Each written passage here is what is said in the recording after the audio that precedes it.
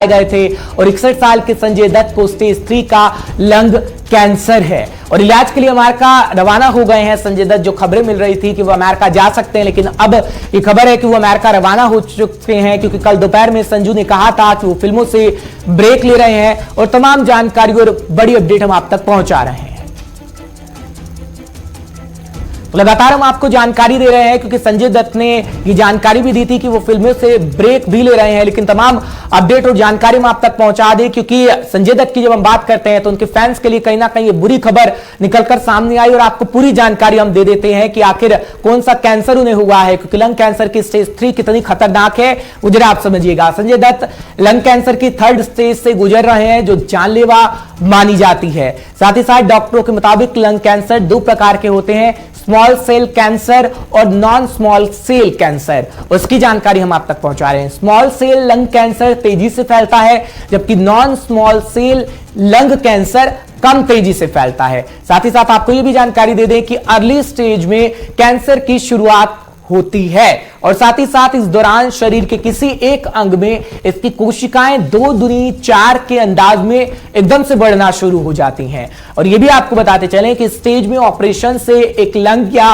वे हिस्सा हटाया भी जा सकता है। साथ ही साथ इंटरमीडिएट स्टेज वो है जब कैंसर सेल शरीर के एक अंग से दूसरे अंग में फैलने लगते हैं और इस स्टेज में कीमोथेरेपी, रेडियोथेरेपी के साथ ऑपरेशन भी बेहद जरूरी हो जाता है। साथ ही साथ एडवांस स्टेज एक ऐसी स्टेज है जब शरीर के दूसरे हिस्सों में कैंसर कोशिकाएं पूरी तरीके से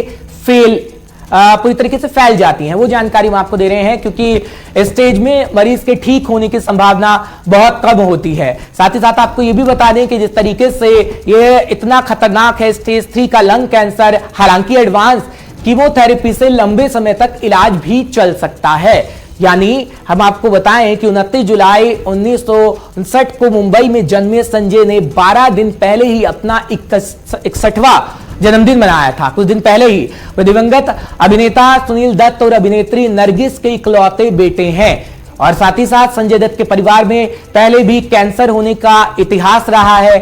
संजय की मां नरगिस को भी पैंक्रियाटिक कैंसर था और साथ ही साथ आपको यह भी जानकारी दे दें कि जो 1981 में संजय की फिल्म रॉकी की रिलीज से ठीक 3 दिन पहले ही दुनिया से अलविदा कह गई थी।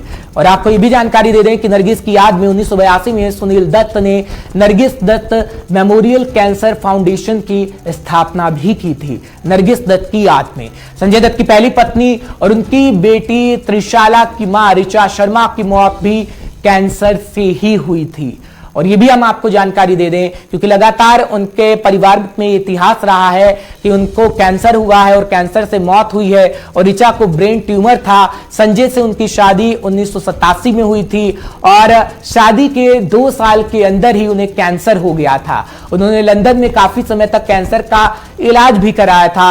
जो जानकारी हम आप तक पहुंचा रहे हैं, किस तरीके से उनके फैमिली में इतिहास रहा है कि सब फैमिली मेंबर्स को उनके कैंसर हुआ है और अब संजय दत्त को कैंसर हुआ है लंग कैंसर का, जो स्टेज 3 है, जहां पर वो पहुंच गए हैं। फिलहाल वो अमेरिका पहुंच गए हैं इलाज के लिए। और 1996 की जब हम बात करते हैं तो 1996 में कैंसर के कारण 32 साल की ऋचा की भी मौत हो गई थी, जिसके बारे में हम आपको जानकारी दे रहे हैं। लेकिन अब संजय दत्त अमेरिका गए हैं, क्योंकि लंग कैंसर की स्टेज 3 कितनी खतरनाक है और कैसा संजय दत्त के परिवार का इतिहास रहा उसके बारे में हम आपको जानकारी दे रहे हैं। लेकिन वहीं संजय दत्त 1993 मुंबई बम ब्लास्ट के केस में जेल चले गए थे। उसके बाद की जानकारी भी हम आपको लगातार दे रहे हैं कि किस तरीके से लंग कैंसर की स्टेज 3 खतरनाक होती है।